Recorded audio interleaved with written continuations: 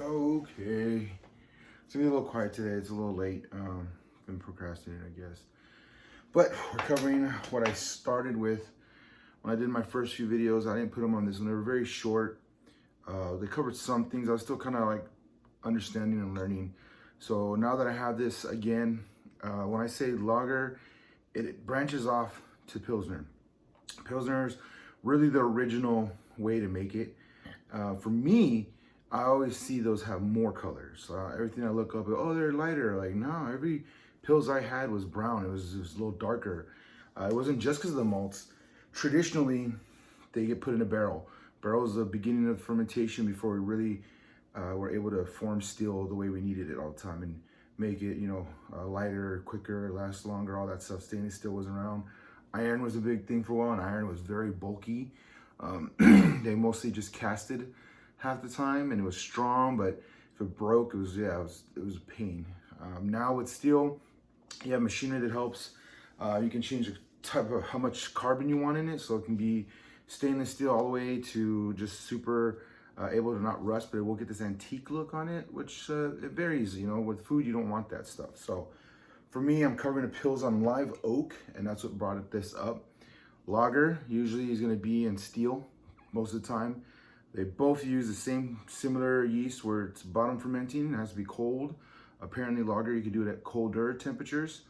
That, for me, removes a lot of the color, the flavor profile, but it makes it very susceptible to any other impurities. So that's why I like Anheuser-Busch and Miller. They'll have several types of them under their one name, not one name. They'll have like several lagers. And you're thinking, why do they make so many different lagers? Just stick to one good one. Number one, variety, because all these people that make money, variety. That's what we want, choices. But mostly is when they check their batches, they're not going to be the same. Something went wrong, temperature went up too high, maybe something went down for a while, they lost power, who knows. But now they can continuously sell those ones under the different flavors, and they pretty much have it down to science. So they're going to get those flavors on average. And so you get the Bush and the natural and all that. So this one, ooh, already looking pretty foamy. Oh, you can see that. Pilsner. This one is a lighter one, so definitely this would be more familiar for a lager. It looks like it's 4.7, so yeah. That already tells you. So from the beginning, the malt, it still has that very distinct, funky Pilsner smell. At first, I didn't like Pilsners because to me, it smelled like a back alley. And it's funny because everyone from Germany and England are like, oh, you drink that American piss beer. And I'm like, but yours smell like you actually were pissing in an alleyway. Mine just smells like sweet malt.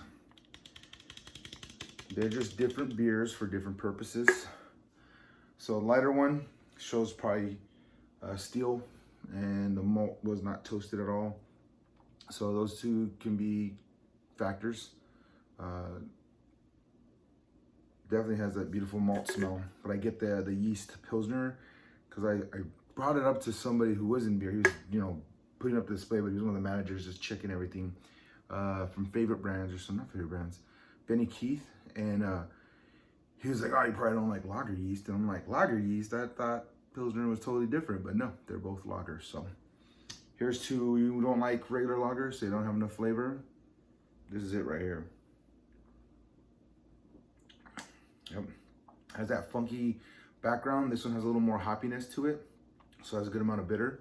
It doesn't come off sweet in the beginning, but then once the hops passes through, you get the beautiful malt sweetness because it does have starches. That's the point of making your wort. You're deriving those starches out, and that becomes food for the yeast, which creates your flavor profile. And then in canning, it uses a CO2 system. Bottling, they add sugar to give it one final meal before they finally cap themselves off by just eating all their food source and dying off. So you'll get the ones on the bottom, but it's same thing like eating yogurt. It's not gonna hurt you or anything.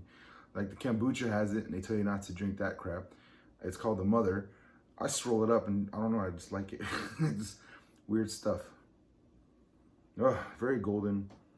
I smell like I'm walking in the grains and just smelling the barley as I'm walking through a field. It's beautiful, it's vibrant, it's like sunshine.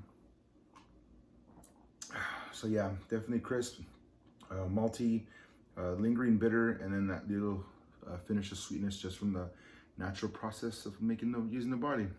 So I like it. I tell you what though, Live Oak, they haven't let me down. For me, they make solid beers. I hope they start expanding, doing more. They probably are. Most of them are. Yeah, they do really great. They're like right there where I would say St. Arnold, places like that, because they're the ones that are keeping it very traditional methods, great quality ingredients, and it gives you this more full body.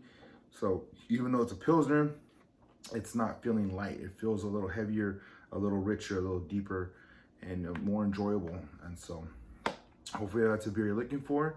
This is the one you can go for. If you're new, subscribe.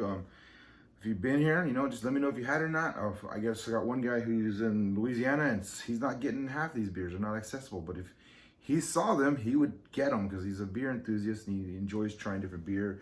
And that's part of the fun. It's like sharing wine or bringing different spirits and you let people try. I tried a peanut butter whiskey the other day. Not bad. I'm not big on sweet stuff, but that was pretty good. So hopefully this helped you understand a little bit more. If you watch the full video on YouTube, I'm gonna try and start putting the links on them. If you wanna see the full video, it's up to you. What we'll get on Instagram is a one moment, talking a little bit, but about tastings at the point. Smell, taste, enjoy. So thank you for watching. I'm gonna try and liven it up eventually, get stuff in the background. I know it's plain, but I'm just doing this in my free time, trying to gain knowledge and expand. I do culinary, and beer is just the one that stuck with me forever. And so now I really want to learn about it. And it's just amazing as wine and spirits. So it's just, you look a lot nicer walking around with a bottle of wine. You look like a drunk with liquor, but you look like a wino with beer. And that's just something that you really have to work hard to let people know. It's like, no, just enjoy a beer. And that's how it is. So hopefully you're enjoying it. Hopefully you're thinking about it, and then you're just on this ride, and hopefully we can help each other out, understand and experience it, truly having fun with it, not just cake stands and stuff like that, actually hang out. You get older, you get tired of acting crazy, but you still enjoy quality things in life, and it's a good hobby as long as you're responsible. So please be responsible and have a good night.